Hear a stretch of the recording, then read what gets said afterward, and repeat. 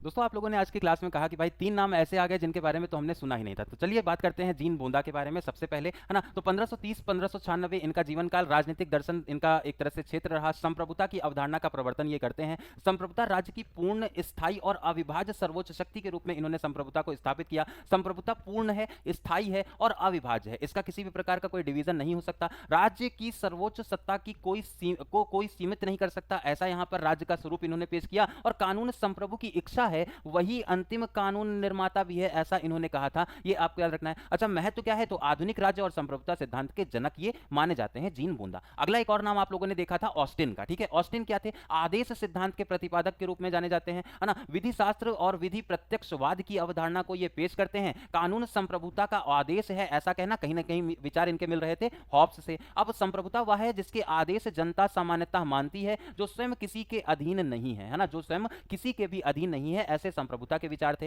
कानून और नैतिकता को अलग मानने का काम किया। कानून की वैधता नैतिकता पर निर्भर नहीं है, ऐसा इन्होंने कहा। और कानून मनमाना नहीं होना चाहिए। आदेश, कर्तव्य और दंड, ये सारा कुछ मिला करके, आदेश, कर्तव्य और दंड मिला करके कानून होना चाहिए, ऐसा ऑस्टिन कहते थे।